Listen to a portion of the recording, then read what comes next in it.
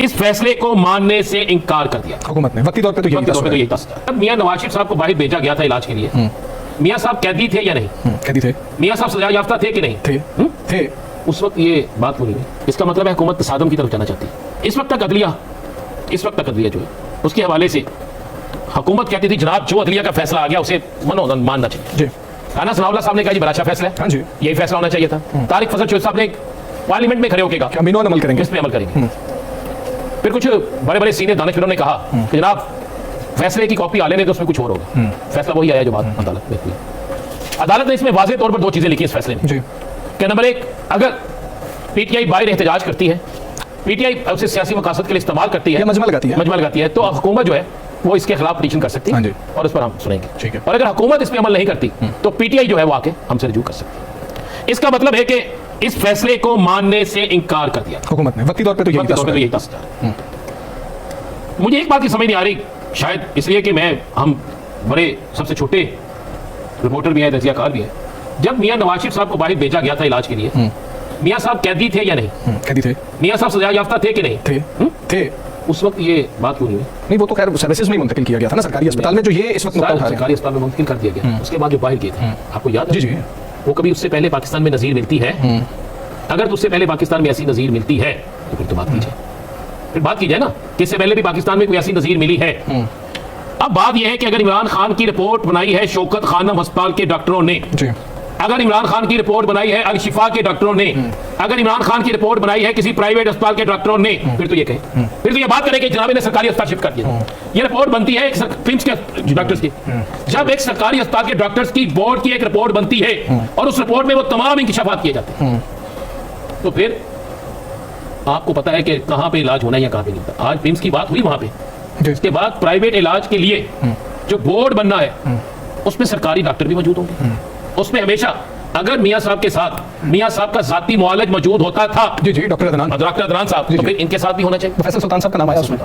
मेरी समझ से बाहर है कि क्या। अच्छा, रेशमा, एक सवाल, एक चीज, अगर ये कहते हैं कि पिम्स मुंतकिल किया जाए, शिफा की जगह नाम होता है कि पिम्स मुंतकिल कर दिया जाए, तो आपको लगता है कि हुकूमत को तब एतराज ना होता या तब कोई और एतराज होता? आटा गुंदी हिलनी ही होगी। बड़ी सिंपल सी बात है ना।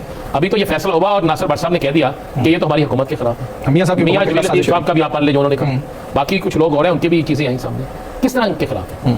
भाई वो बंदे सलासल है, उसको ये नहीं कहा गया कि आप जेल से जाने के बाद आपको वीडियो कॉल पर जलसे आम से हताब करने की इजाजत है। यहाँ पे तो लोगों ने यहाँ से जाकर जलसे आम में हताब किए, यहाँ तो वीडियो हताब किया गया, यहाँ पर तो टेलीफोनिक हताब किया गया, यहाँ पर तो जलसों में हताब किए गए, यहाँ पर तो नारेबाजी की गई। क्या क्या कुछ नहीं हुआ। एक शख्स जो खुद नहीं चाहता, वो तो कह रहा था मेरे डॉक्टर का इलाज, मेरे डॉक्टर आगे मेरा मुआयना करे, मेरे डॉक्टर तक मुझे रसाई दी जाए, मेरी फैमिली तक मुझे रसाई दी जाए।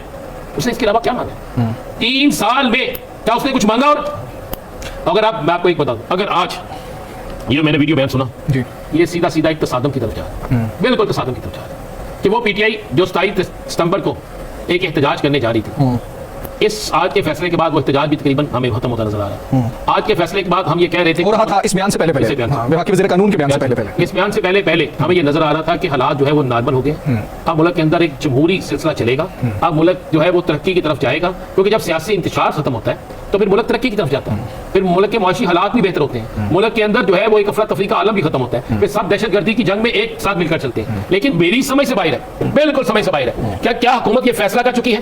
अगर ये हुकूमत फैसला कर चुकी है तो आपको सुबह नजर आ जाएगा जब ये नजरसानी की अपील में जाएंगे, और अगर ये 2 दिन में नहीं जाते तो फिर बड़ी वाज़ेह है कि फिर तो 48 घंटों में शिफ्ट करना पड़ेगा, और फिर ये 48 घंटों में शिफ्ट नहीं करते तो फिर अदालत के हुक्म की खिलाफ वर्जी है। ये वैसे माजरत के साथ कह रहा हूँ, इस मुल्क के अंदर ऐसा भी हुआ है कि अक्सरियत ने फैसला दिया है नशिस्तों का, उस पर साल से ज्यादा टाइम गुजर गया, अमल नहीं। लेकिन एक बात ज़हन में रखिएगा, वो एक नशिस्तें थी, ये एक पार्टी के सबसे बड़ी लीडर की जिंदगी का मसला है, और उसकी जमात के लोग इतने जज्बाती है कि वो किसी सूरत में से बर्दाश्त नहीं करेंगे। बिल्कुल ठीक है साहब। और अगर आप समझते हैं कि इस मामले को दूसरी तरफ जाना है, अगर हुकूमत समझती है कि बज़ोर ताकत तो कर सकती है, ठीक है, लेकिन हुकूमत के लिए कभी भी ये सूटेबल या फेवरेबल नहीं हो मामला को सड़कों तक लेके आया जाए या मामला को एजुकेशन की तरफ किसी भी तरह से लाया जाए या आने दिया जाए। साकिब साहब, सुप्रीम कोर्ट में आज जो फैसला आया, आपने पूरी समात को कवर भी किया, वहां पर मौजूद भी थे, उसका अहवाल तो हम आपसे जानते ही हैं, लेकिन साथ ये जो हुकूमत बात कर रही है, जो वफाकी वजीर कानून बात कर रहे हैं, ये अगर हम लीगली देखें, कानूनी तनाजुर में देखें, तो ये बात कितनी दुरुस्त है कि उनको मुंतकिल किया जाना चाहिए था सरकारी अस्पताल में, या फिर मेडिकल बोर्ड जो पहले बना था उसकी राय मुकद्दम है यहाँ पर?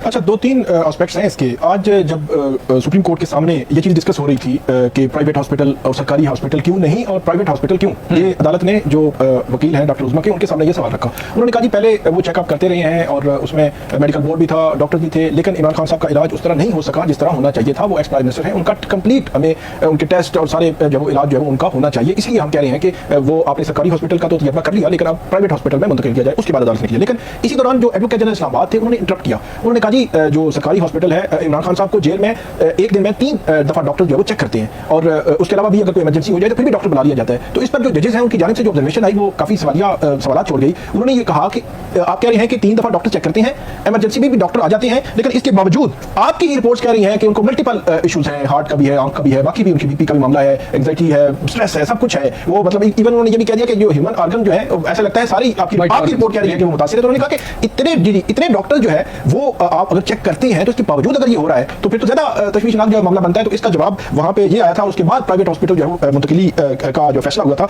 इसमें हमजा साहब जो कंफ्यूजन है पूरे ऑर्डर में यहाँ पे जो सवाल है वो मैं कंफ्यूजन की तरफ भी आता हूँ, वो मैं अपनी कंफ्यूजन भी आपके सामने रखता हूँ। सवाल यह है कि जो बात वजीर कानून अभी कर रहे थे उनके पैगाम में जो है ये बात आज बाकायदा तौर पर सुप्रीम कोर्ट में डिस्कस हुई है और इसमें कोई इबहाम सुप्रीम कोर्ट में या कमरा जो था अदालत का, कमरा अदालत में नहीं था। ये क्रिएट किया जा रहा है, आपकी बात से मुझे ये महसूस हो रहा है। दूसरा जो आप कह रहे हैं कंफ्यूजन है वो 16 सितंबर वाली कंफ्यूजन मुझे एक है कि 16 सितंबर को जब अगली समाअत होगी तब तक इमरान खान साहब को अस्पताल रखा जाएगा या बस उधर मुंतकिल किया जाएगा, इलाज हो जाए तो वापस अडयाला जेल भेज दिया जाए।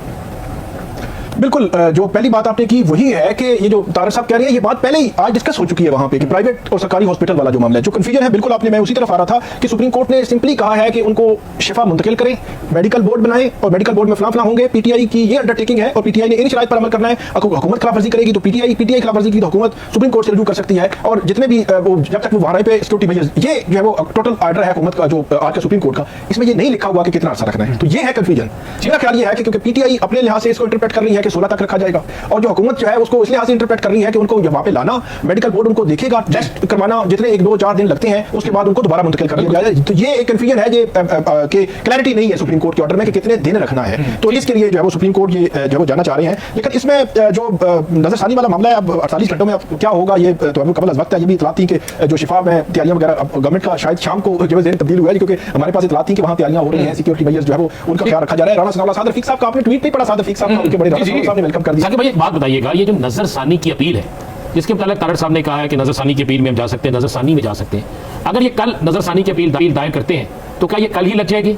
अगर ये कल के दिन में नहीं लगती तो क्या वो फैसला जो सुप्रीम कोर्ट ने दिया है ये जब तक नहीं लगती उस वक्त तक वो फैसला मुअत्तर रहेगा या उस फैसले पर अमल दरामद जरूरी होगा?